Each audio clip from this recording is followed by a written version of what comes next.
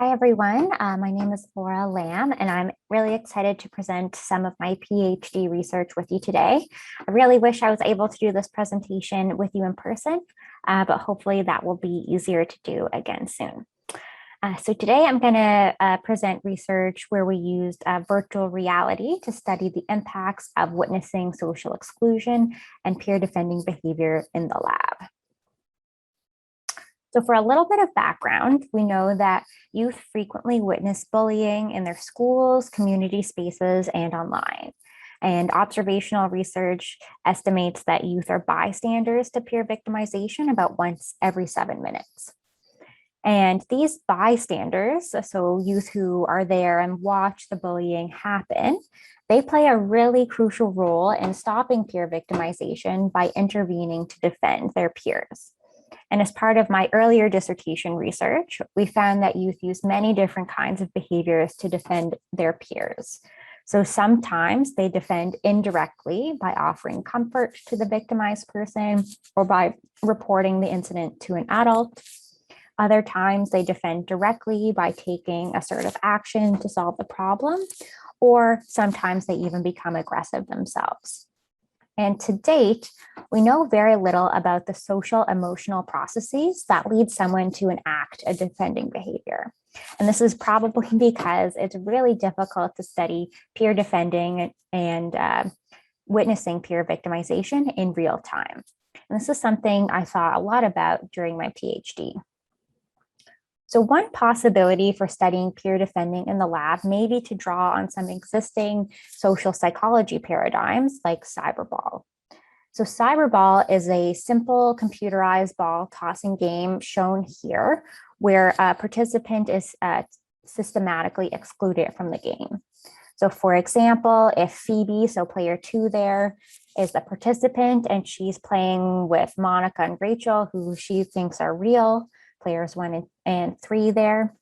So eventually Monica and Rachel, player 1 and 3, they just end up tossing the ball back and forth and leave Phoebe, player 2, out. And additionally, the program here, Cyberball, it's been used to study vicarious ostracism as well, which is when the participant observes someone else being left out.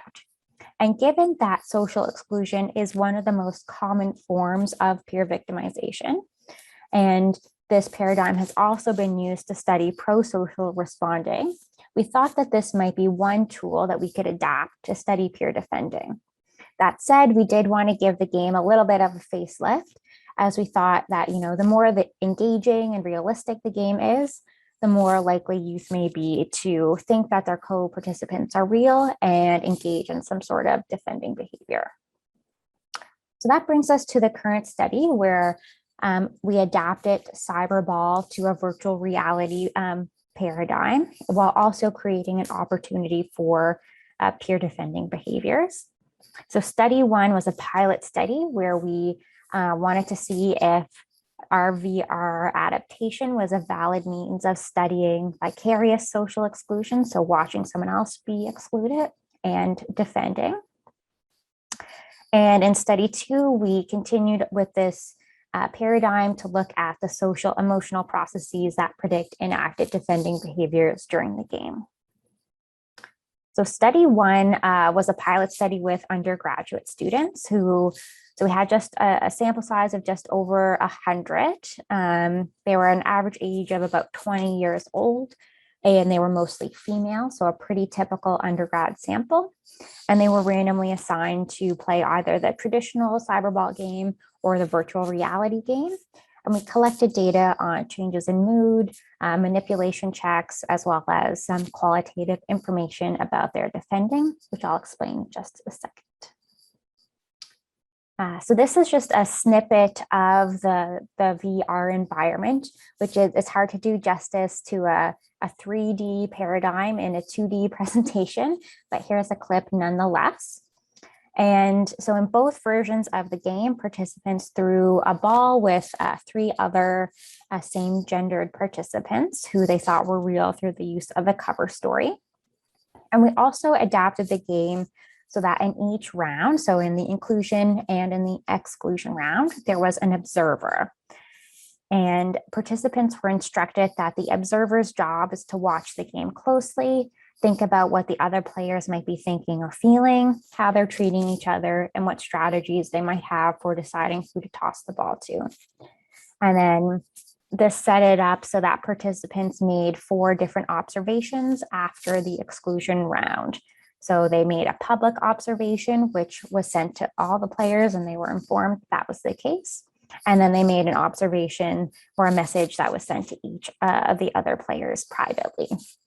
And this is what we coded for enacted defending behavior.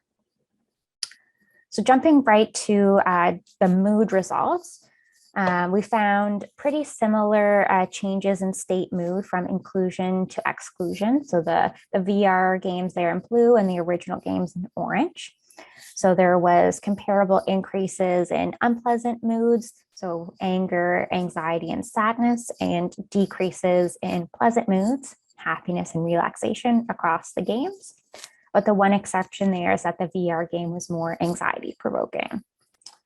Interestingly, we also found that only 2 participants in the VR game indicated that they were aware of the deception compared to 8 participants in the original game. And then in terms of defending behaviors, we found similar levels of defending across both games, with most participants either acknowledging the exclusion or at least, so either acknowledging the exclusion or engaging in a defending behavior during their observations. So solution focused, this represented times when the participant suggested an action for stopping the exclusion, such as I'll toss to player 3 in the next round. And about 3/4 of our sample made comments like this. Comforting represented times when the participant offered emotional support to the victimized player. So saying things like, this has happened to me too, player 3, you're not alone. And about half of our participants made comments like this. Acknowledging exclusion is a bit of a different one. So this was times when the participant said something to acknowledge that the exclusion occurred. It's not necessarily a defending behavior per se, but was interesting nonetheless. And almost all of our participants made comments like player 3 was left out. So overall, we found that our adapted VR paradigm produced similar changes in state mood as a traditional game, but it was experienced by participants as more realistic, more anxiety provoking, and participants were more likely to comment on the exclusion. So in study 2, we used the same paradigm, but now with 120 early adolescents. So they were between ages 11 and 14. And we had about a 50% male and female gender distribution there. So participants came into the lab and they completed questionnaire measures and again made those types of observations during the game, which we coded for defending. Okay, so jumping right to the results, we did find, first of all, a notable difference in the prevalence of defending and acknowledging the exclusion, with a much smaller proportion of early adolescents engaging in these types of behaviors compared to our undergrad sample in the pilot. And this time we also looked at when the players made their observations. So did they occur privately versus publicly, and who were they sent to? So when youth acknowledged the exclusion, we found that this most often happened when the participant was sending a message directly to the excluded player. But again, they could also say it to the excluded player and again to the aggressor and again publicly as well. So this happened about half the time. A smaller proportion engaged in a defending behavior, so about 1/3 of the sample. And usually this was just one type of defending behavior. So we found that 23% of our sample engaged in a comforting behavior, with almost all of these being directed privately to the excluded player.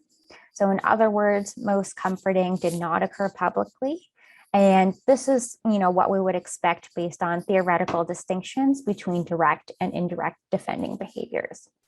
And we also found that those who engage in comforting also were more likely to have an increase in anger after witnessing the exclusion. In contrast, solution-focused defending was mostly directed privately to the aggressors, but there was some public defending here, as well as some sent directly to the victimized person. So that was in contrast to the comforting, which was almost always directed to the excluded player. We also found that solution-focused defending during Cyberball was positively correlated with self-reported direct defending behaviors as well. So it was positively correlated with self-reported solution-focused defending and self-reported aggressive defending.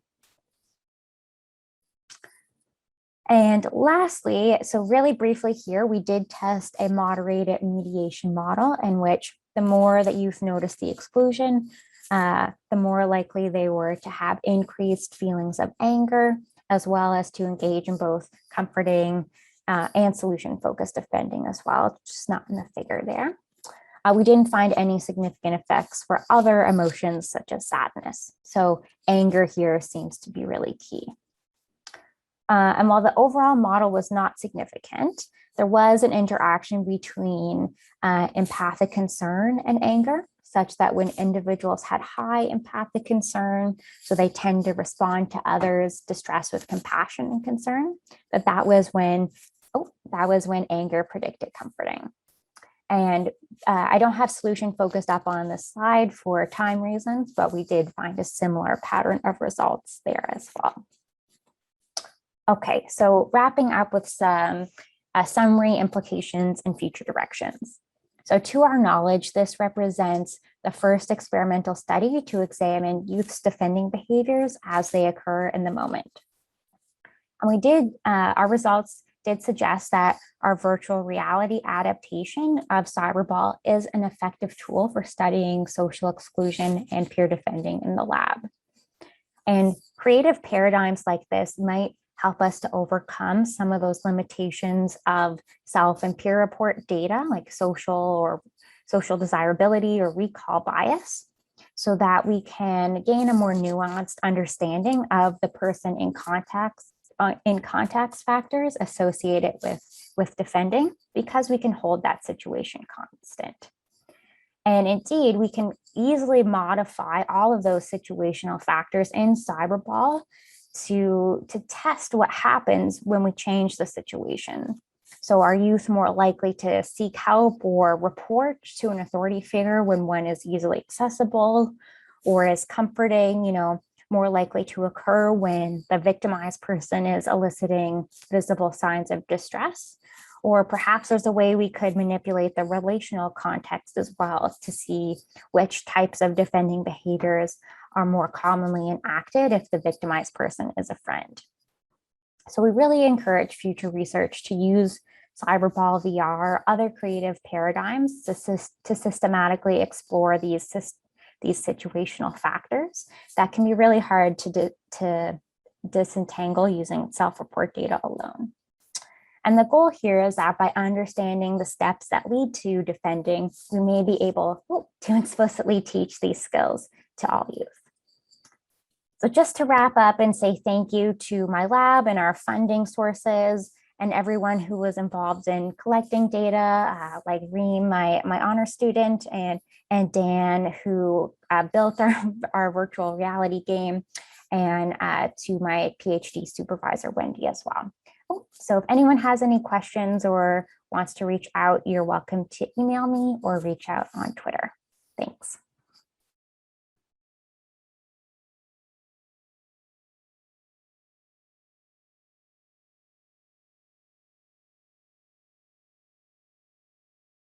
Hello, everyone.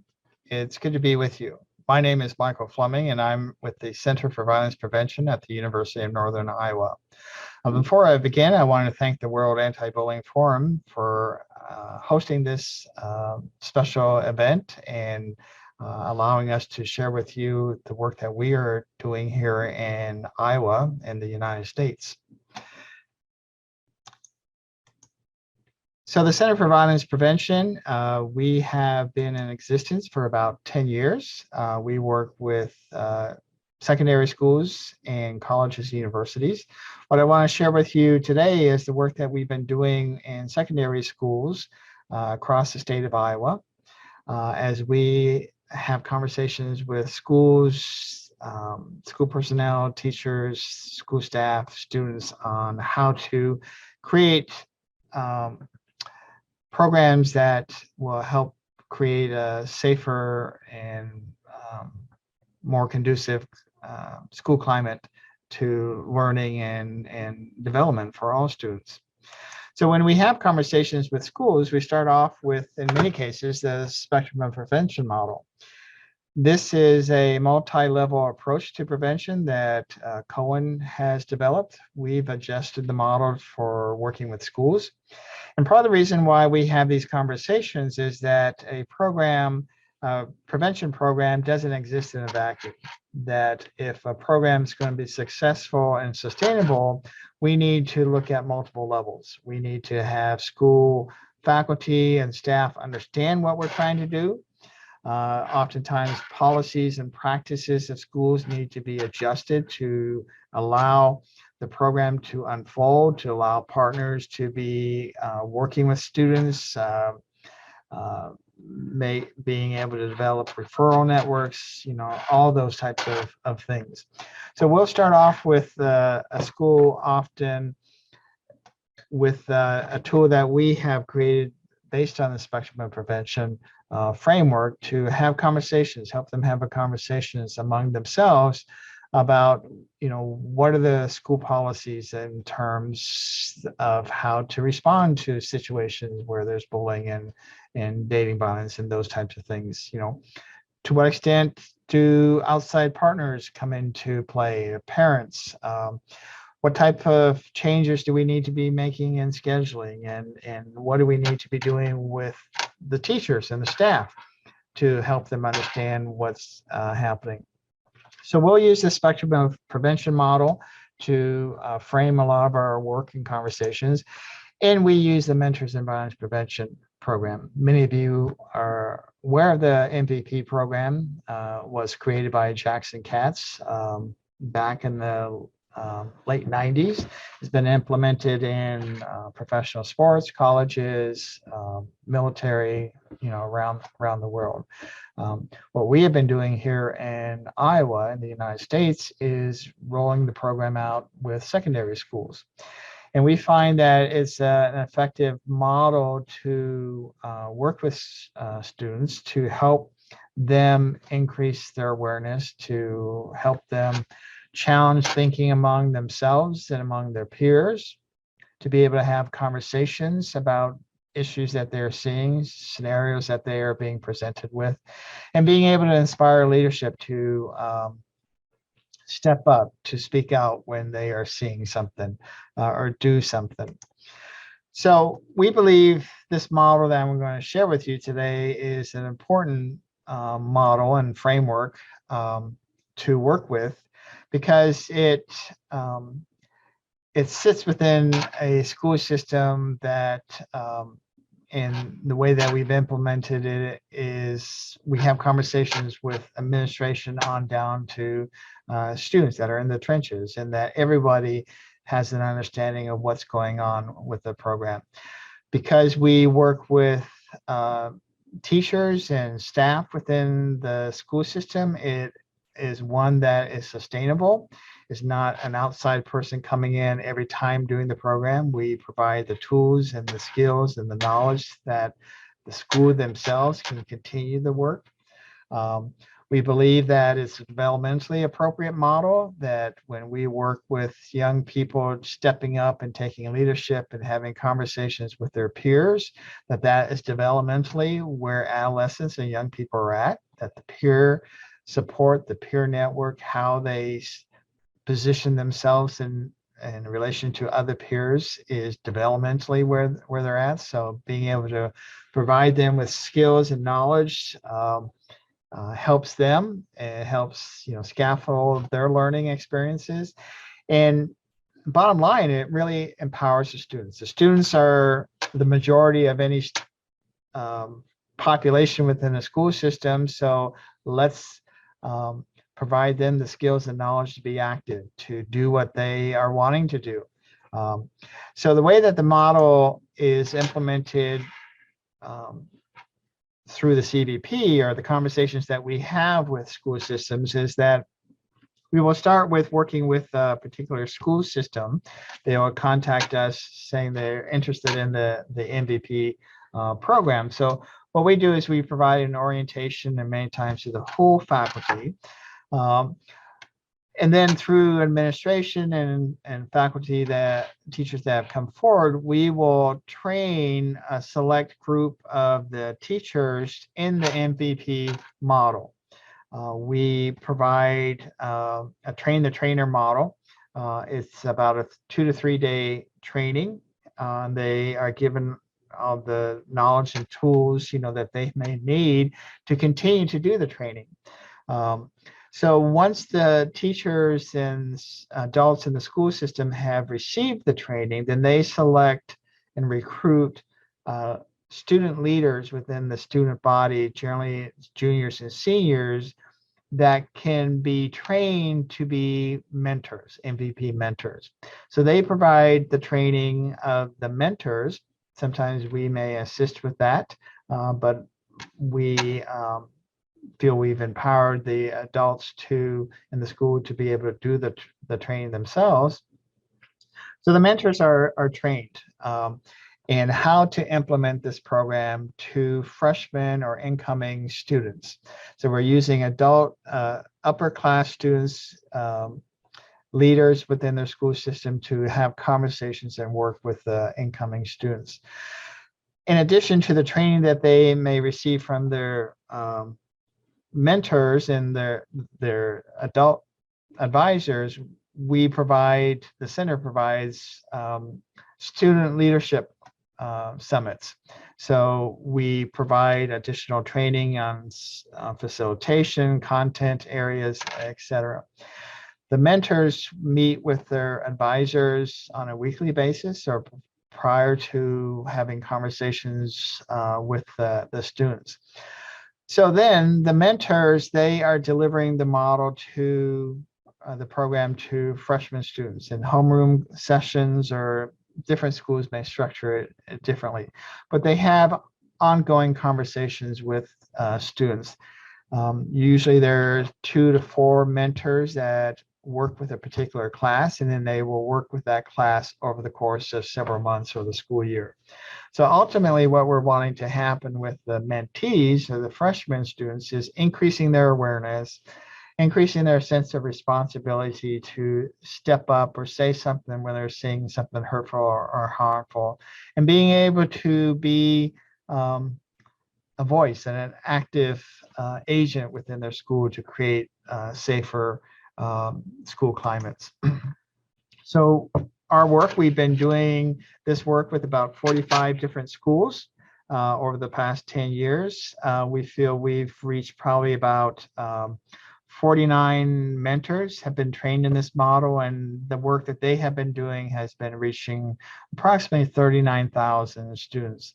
We try to provide feedback to the schools on how this is working within their particular school, and in more general terms, what's happening with the MVP program through pre and post, retro pre-post, follow-up surveys, focus groups at times, and key informant interviews. So what I want to share with you are some of the general findings and patterns that we are seeing over time and across the different schools. The findings that I want to share with you today are some select findings of the many different schools that are illustrative, the significant findings that we are encountering. So when we talk about the MPP training the trainers, the adults in the schools, they are coming out of the training feeling more empowered to implement this in their school, to be able to integrate it into their work, to have conversations with students about leadership, that it takes, a leader to be able to kind of step up and say something when they're witnessing hurtful, harmful behavior, increasing skills and knowledge of how to have these conversations, how to work with mentors, student mentors, how to have conversations with colleagues as well. The participants in the trainings, about 68% of them are teachers that are serving as advisors. We have administrators come in so that they understand the program, how to support their program through the roles that they have. And about 10 to 20% of the trainees are support staff, like school counselors, mental health workers, social workers, etc. Some of them serve as advisors as well, but some of them are coming in to learn about the model so that they can support the teachers as well as support the mentors. We find that when we do follow-up work, that even after they finish the training, follow-up, the adults are feeling like this is, an effective training, and that they've gained skills, and they continue to be feel that it's been a useful training, and that they can utilize the training. So we feel comfortable that the teachers and the school personnel are building capacity to be able to implement this program and to have it sustainable within their schools. So when we do follow-up training, a survey on the spectrum training and the conversations that we've had along those lines, we feel that we find that, about half the time there are changes that are happening at other levels of the spectrum to support the MVP program, but also in conjunction with the MVP program. So what are we learning from the students? Well, when we look at the mentors, and the mentors as they come out of the summits, we find that the mentors are reporting that they've learned new skills, knowledge, new ways of intervening, new ways of having conversation with their mentees about these issues. Again, feeling greater responsibility to have these conversations, to challenge these behaviors when they witness them, and to inspire the students that they're working with to do this as well. We also, when we kind of provide the forum for them to kind of share some of their thoughts on these things, on the MPP program and the work, that the students are feeling, the mentors are feeling as if they're making a difference, that they have a voice here, that that this is something that they are valuing, and that it's making a difference in the school. We collect, lots and lots of qualitative type of information. These are some of the illustrative quotes that are reflective of the larger body of words that have come from the students. So the students, the mentors are feeling as if they're making a difference or seeing a difference, but it's also helping them develop relationships with their mentees, with the freshman students, and many of them speak to the importance of that and how that plays out in the school day and outside of the school setting. Many of the students that they work with look up to them and value what they have to say. We're finding that, a consistent finding that may not be surprising to some of you is that there's some clear gender differences here, that women who are young women and girls that are mentors, they are a few steps down the road on these issues, and the young boys and young men are kind of catching up and understanding and becoming aware of these things. We find this in terms of the students that are receiving the program as well. So pretty much across the board, we see gender differences here. When we look at what's happening with the students themselves, we that are receiving the program, we find that, significant differences in feelings of responsibility to step in when they see hurtful and harmful things like sexist comments, racist comments, students taking advantage, picking on others. We also find that so students are feeling more responsible to do something, and in most of these scenarios, they're feeling responsible themselves to do things, either directly or getting friends to help them to take some type of action. Talking to adults is a secondary option that many students report. What we don't want students doing is not doing anything, and we find that over time that students are less likely to not do anything. What we also are finding, though, is that the more nebulous types of things, or the more that's difficult to see a direct physical harm, like spreading rumors or constantly texting girlfriend, boyfriend, they're less likely to take action in those things. And people that are familiar with the pyramid of sexism, those types of behaviors, bullying, spreading rumors, they often serve as the base. So the more egregious types of behaviors, we find students more willing to step in. So there's more work, no doubt, needing to address these other areas.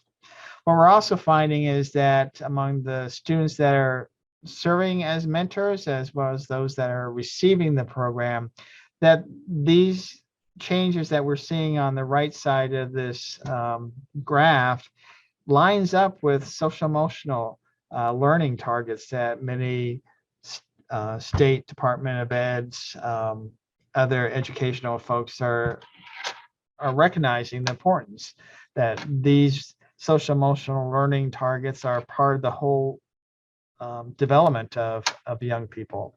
So this is an area that we're going to be continuing to do some work in. We're excited about this area of work.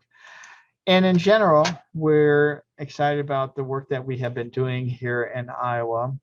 We know that good things take time. So in many schools, it's a drip, drip, drip type of process, but things are shifting, and we're excited about this work, and to be able to continue to have conversations with others that are doing similar type of work. So I want to thank you for listening to the session. Crammed a lot in the 15 minutes or so. I look forward to being able to talk with some of you in the Q&A and to learn from you folks in some of the sessions that you'll be offering. So once again, thank you for listening, and have a good day.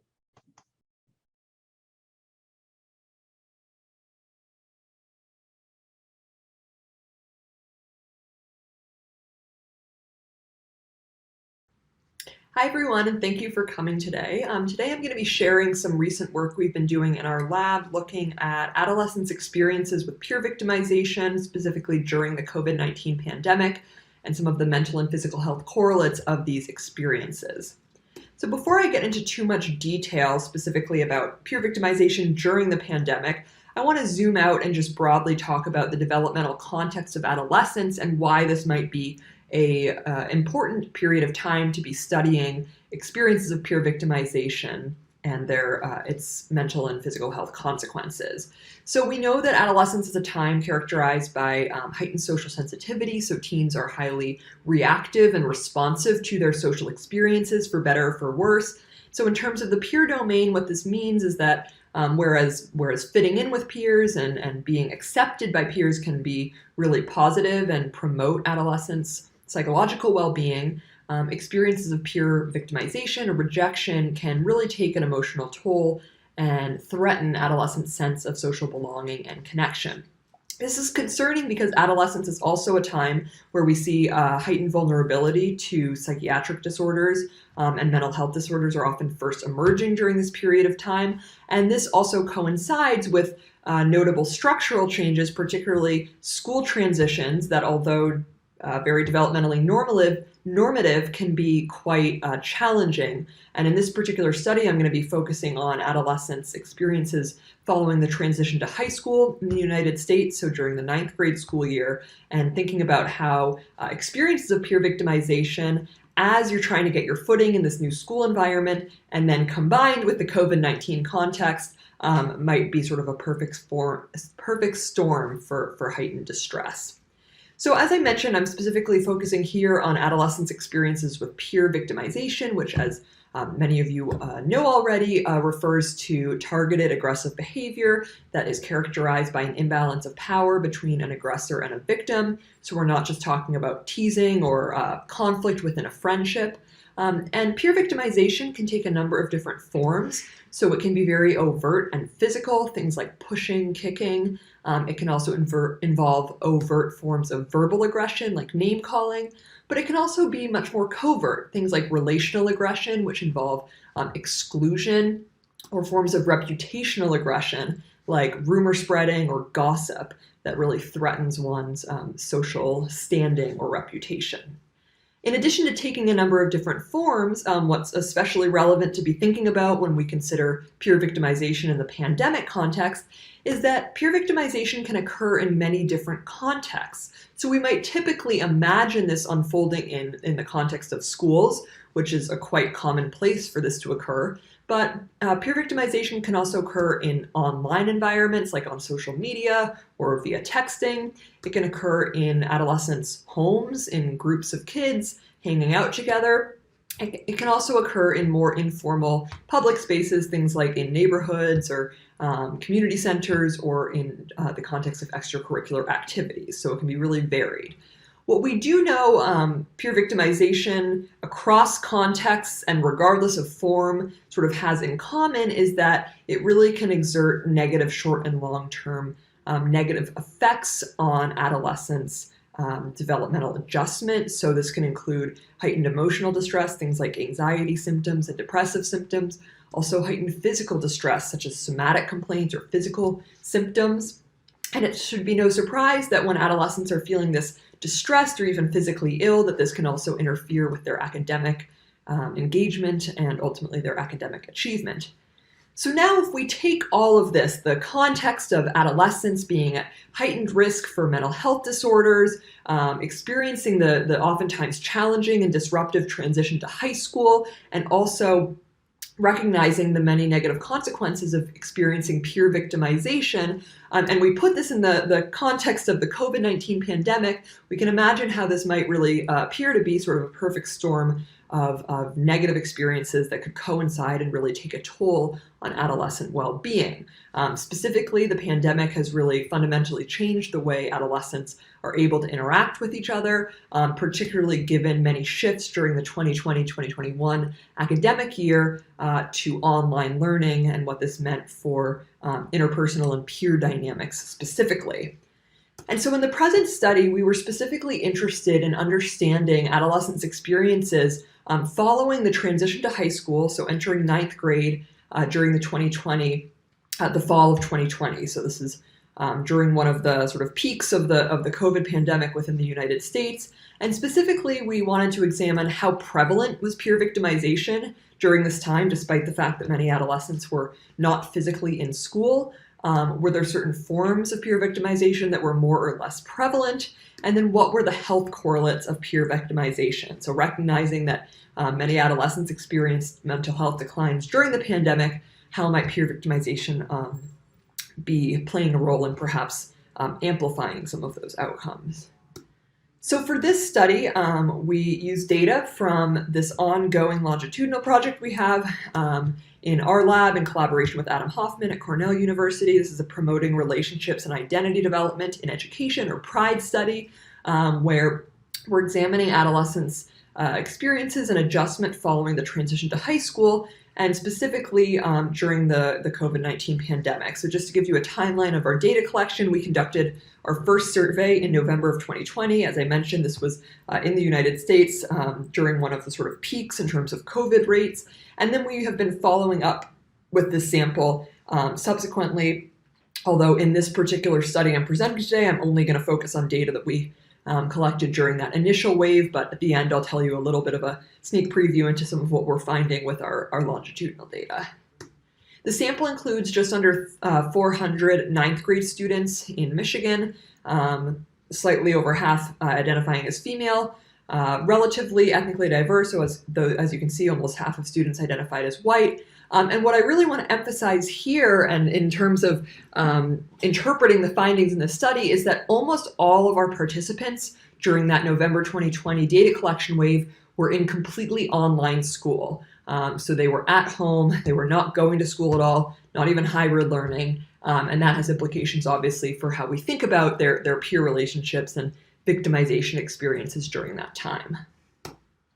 Participants completed a survey online through Qualtrics, and specifically in this study, we assessed peer victimization. So we used the revised peer experiences questionnaire, which includes 3 subscales capturing overt victimization, things like a peer chasing you, reputational damage, such as another peer gossiping about you, and also relational aggression. So some peers left me out of an activity or conversation, for example. And these generally exhibited good reliability, although as you can see, overt victimization was a little bit lower than we would have liked to have seen. In terms of our indicators of mental and physical health, we assessed depressive symptoms using the CESD revised scale. You can see some sample items here, high reliability. We also assessed anxiety symptoms using the 7-item generalized anxiety disorder scale. Also exhibited strong reliability, and you can see some of the sample items here. And then lastly, to capture some of those physical complaints or experiences of feeling physically unwell, we use the Children's Somatic Symptoms Inventory, the short form with 8 items to ask about things like headaches or experiencing faintness, pain in your stomach or abdomen, and again, good reliability here. I should also note in the analyses that I'll present for you, we did control for adolescents' self-identified gender, ethnicity, their schooling format, so capturing, given that there were 14% of students that were not online, we wanted to control for that. And we also had one item where we asked participants to report on their experiences of peer victimization during middle school. So this was a retrospective measure so that we could account for previous experiences or levels of peer victimization and understand more about the unique associations between recent victimization and current mental and physical health. So before I get into the results pertaining to the 3 main research questions that I presented to you originally, I do just want to give a quick snapshot of the mental health of students in our sample, because we were really struck by how high the rates of anxiety and depressive symptoms were. So just to give you kind of context for this, the anxiety scale we used, these are the cutoffs that have been recommended based on various sensitivity and specificity metrics. And for the CESD, a score above 10 here is viewed as a clinically significant cutoff. And so we were seeing that about 1 in 3 of the participants in the study were exceeding that 10 on the GAD-7, and almost half were above that cutoff of 10 on the CESD. So I say that just so that, again, you can kind of contextualize the results within. This was a relatively distressed sample, even compared to what you would typically see among adolescents. And of course, this may have to do with some selection bias with who opted into the study, and we can talk more about that in the Q&A, but just thought it would be worth noting here. So in terms of our first question, we wanted to know, how prevalent was peer victimization? 86% of students are in online school. Is this still happening? The answer is yes, it's still happening, but at relatively low rates. So here I'm showing you a graph with the full y-axis scale from 1 to 5. And as you can see, for overall peer victimization as well as each subtype, rates were quite low. So about a 1.3 on a scale of 1 to 5, indicating that on average, we're seeing pretty infrequent peer victimization being reported. Now, having said that, I want to present these data to you slightly differently, which is by showing you the percentage of students who reported that these different types of victimization happened at least once or twice. So on that 5-point scale, that's reporting a 2 or higher. And what we found is that over half of participants in our study did report that one of these things happened to them, whether it was being gossiped about or being left out of something, at least once or twice in the past 2 months. So although the means suggest very low frequencies of victimization, that's not to say that no one was experiencing it. It was just maybe more occasional experiences of mistreatment as opposed to something really chronic or frequent. We also explored whether there were differences in terms of subtypes of victimization. You might be able to make some guesses based on the rates you're seeing here, where you can see that the highest percentages were for kids reporting on things like being left out of an activity or being left out of what other peers were doing. And in fact, we did see that relational victimization was most common in our sample. Now that y-axis here is a bit truncated, but you can see relational aggression much more common, whereas overt victimization, so being pushed or kicked, that was much less common among this sample. And this, might make sense given the context of being more so in online school. Perhaps overt forms of victimization are less likely to occur when kids are not physically even together as much.